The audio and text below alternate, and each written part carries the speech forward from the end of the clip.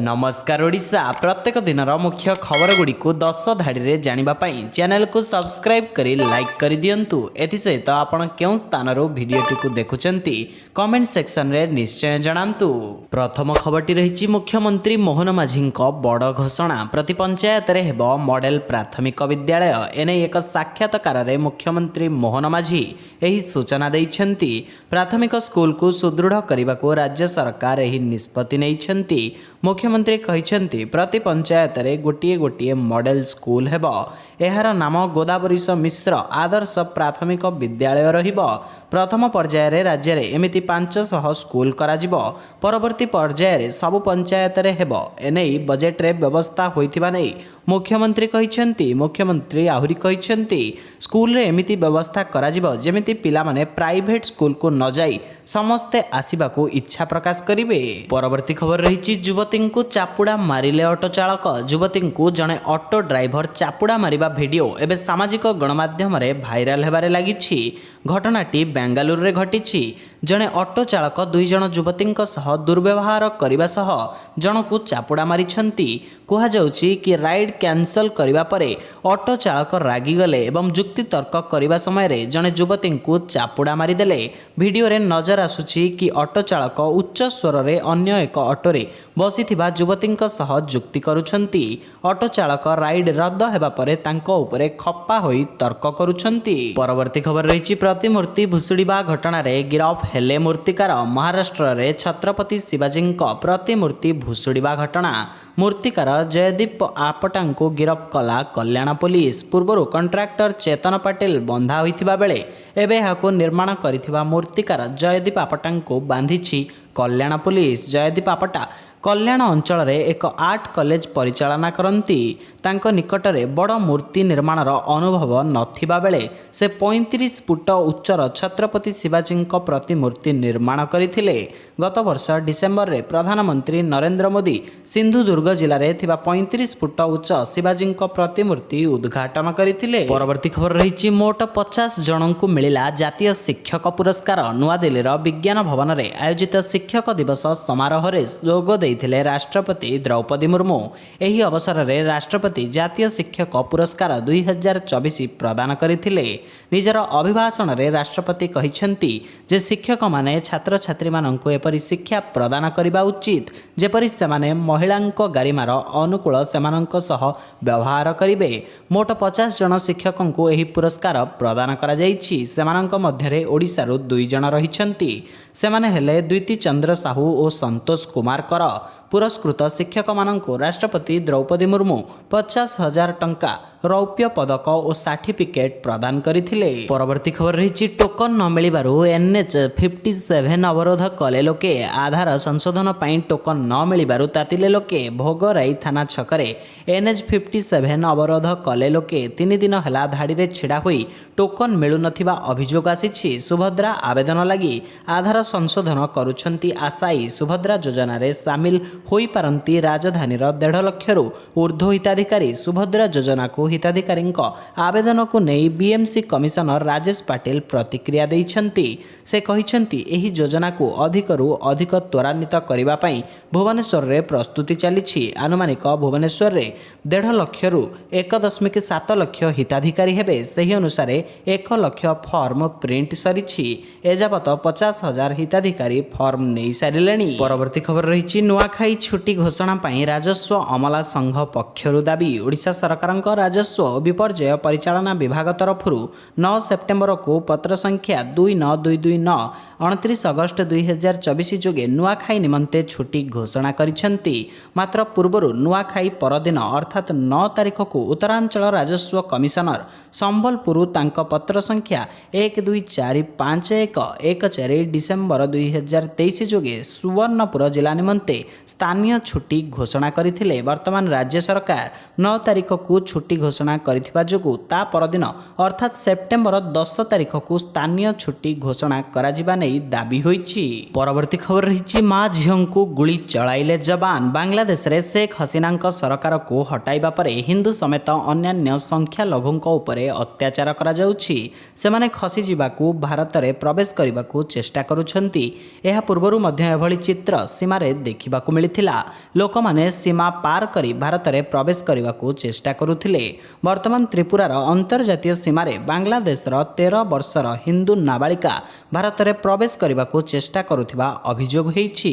ସୀମା ସୁରକ୍ଷା ବାହିନୀ ତାଙ୍କୁ ଅଟକାଇବାକୁ ଚେଷ୍ଟା କରିଥିଲେ, କିନ୍ତୁ ଗୁଳି ବିନିମୟରେ ପ୍ରାଣ ହରାଇଥିଲେ। ରିପୋର୍ଟ ଅନୁଯାୟୀ ଘଟଣାର 45 ଘଣ୍ଟା ପରେ ବିଏସ୍ଏଫ୍ ବାଂଲାଦେଶୀ ଝିଅର ମୃତଦେହକୁ ସୀମା ସୁରକ୍ଷା ବାଂଲାଦେଶକୁ ହସ୍ତାନ୍ତର କରିଛି। ତାଙ୍କୁ 13 ବର୍ଷ। ତାଙ୍କ ନାମ ସ୍ୱର୍ଣ୍ଣ ଦାସ ବୋଲି ଜଣାପଡ଼ିଛି। ପରବର୍ତ୍ତୀ ଖବର ରହିଛି, ଦଳରୁ ଇସ୍ତଫା ଦେଲେ ବିଧାୟକ। ଭାରତୀୟ ଜନତା ପାର୍ଟି ଦ୍ୱାରା ଟିକେଟ ବଣ୍ଟନ ସହିତ ଦଳରେ ବିଦ୍ରୋହ ତୀବ୍ର ହୋଇଛି। ରାଟିଆ ବିଧାନସଭା ନିର୍ବାଚନ ମଣ୍ଡଳୀରୁ ପୂର୍ବତନ ଏମ୍ପି ସୁନିତା ଡଗାଲଙ୍କୁ ଦିଆଯାଇଥିବା ଟିକେଟରେ ରାଗିଯାଇ ବର୍ତ୍ତମାନ ରତିଆ ବିଧାୟକ ଲକ୍ଷ୍ମଣ ନାପା ଦଳରୁ ଇସ୍ତଫା ଦେଇଛନ୍ତି। ବିଳମ୍ବିତ ରାତିରେ ନାପା ତାଙ୍କ ଇସ୍ତଫା ପତ୍ର ଭାଜପା ରାଜ୍ୟ ସଭାପତି ମୋହନ ଲାଲ ବଦୋଲିଙ୍କ ନିକଟକୁ ପଠାଇଛନ୍ତି। ସୁନିତା ଡଗଗାଲ କିଛି ଦିନ ଧରି ରାଟିଆ ଅଞ୍ଚଳରେ ସକ୍ରିୟ ହୋଇଥିଲେ। ଡଗାଲଙ୍କୁ ଟିକେଟ ମିଳିବା ପରେ ପାର୍ଟିରେ ବିରୋଧର ସ୍ୱର ଉଠାଇବା ଆରମ୍ଭ କରିଦେଇଥିଲେ। କାର୍ଯ୍ୟକର୍ତ୍ତାଙ୍କ ତରଫରୁ ଟିକେଟ କେବଳ ସ୍ଥାନୀୟ ପ୍ରାର୍ଥୀଙ୍କୁ ଦିଆଯିବାକୁ ଦାବି କରି ରାଜ୍ୟ ସଭାପତିଙ୍କୁ ଏକ ଚିଠି ଲେଖାଯାଇଛି। ପରବର୍ତ୍ତୀ ଖବର ରହିଛି, ମୁଁ ଧର୍ମେନ୍ଦ୍ର ପ୍ରଧାନଙ୍କ ପୁତୁରା କହି ଲୋକଙ୍କୁ ମାରୁଥିଲେ ଚୂନ। ମୁଁ କେନ୍ଦ୍ରମନ୍ତ୍ରୀ ଧର୍ମେନ୍ଦ୍ର ପ୍ରଧାନଙ୍କ ପୁତୁରା। ମୋର ବହୁତ ନେତା ମନ୍ତ୍ରୀ ଚିହ୍ନା ଅଛନ୍ତି। ତୁମର ଚାକିରି କରାଇଦେବି, ଟ୍ରାନ୍ସଫର କରିଦେବି, ପେଟ୍ରୋଲ ପମ୍ପ ବି ଖୋଲିଦେବି। ଏପରି କହି ବହୁ ଲୋକଙ୍କୁ ଲକ୍ଷାଧିକ ଟଙ୍କାର ଚୂନ ମାରିଥିବା ଜଣେ ଠକଙ୍କୁ ବାନ୍ଧିଛି କ୍ୟାପିଟାଲ ଥାନା ପୁଲିସ। ଏହି ଠକ ଜଣକ ରାହୁଲ ସାହୁ ବୋଲି ଜଣାପଡ଼ିଥିବା ବେଳେ ସେ କିନ୍ତୁ ଲୋକଙ୍କୁ ଭିନ୍ନ ଭିନ୍ନ ପରିଚୟ ଦେଉଥିଲେ। ନିଜ ସୋସିଆଲ ମିଡ଼ିଆରେ ବଡ଼ ବଡ଼ ନେତା ମନ୍ତ୍ରୀଙ୍କ ପାଖରେ ଛିଡ଼ା ହୋଇଥିବା ଫଟୋ ପୋଷ୍ଟ କରୁଥିଲେ। ତାହାକୁ ଦେଖାଇ ସେ ସେମାନଙ୍କ ଖାସ୍ ଲୋକ ବୋଲି ଲୋକଙ୍କୁ ପରିଚୟ ଦେଉଥିଲେ। ଏହା ଦେଖି ସାଧାରଣ ଲୋକେ ତାଙ୍କୁ ବିଶ୍ୱାସ କରିଯାଉଥିଲେ। କାମ କରିବା ପୂର୍ବରୁ ବାବୁ ଜଣକ ଅଗ୍ରିମ ଟଙ୍କା ମୋଟା ଆକାରରେ ନେଇଯାଉଥିଲେ, ମାତ୍ର ପରେ ଆଉ ଧରାଛୁଆଁ ଦେଉନଥିଲେ। ପରବର୍ତ୍ତୀ ଖବର ରହିଛି, ନବମ ଏକାଦଶ ଛାତ୍ରଛାତ୍ରୀଙ୍କୁ 5,000 ହାତ ଖର୍ଚ୍ଚ। ଅଧାରୁ ପାଠ ଛାଡ଼ୁଥିବା ଜନଜାତି ସମ୍ପ୍ରଦାୟର ଛାତ୍ରଛାତ୍ରୀଙ୍କୁ ପୁଣି ସ୍କୁଲକୁ ଫେରାଇ ଆଣିବା ପାଇଁ ମୁଖ୍ୟମନ୍ତ୍ରୀ ମୋହନ ଚରଣ ମାଝୀ ସରକାର ନୂଆ ଯୋଜନା ପ୍ରସ୍ତୁତ କରିଛନ୍ତି। ଆର୍ଥିକ ସ୍ୱଚ୍ଛଳ ନଥିବା କାରଣରୁ ପାଠ ଛାଡ଼ୁଥିବା ଛାତ୍ରଛାତ୍ରୀଙ୍କ ଶିକ୍ଷା ଜାରି ରଖିବା ପାଇଁ ଏଣିକି ସରକାର ନବମ ଏବଂ ଏକାଦଶ ଶ୍ରେଣୀର ଛାତ୍ରଛାତ୍ରୀମାନଙ୍କୁ ବର୍ଷକୁ 5,000 ଟଙ୍କାର ହାତ ଖର୍ଚ୍ଚ ପ୍ରଦାନ କରିବେ।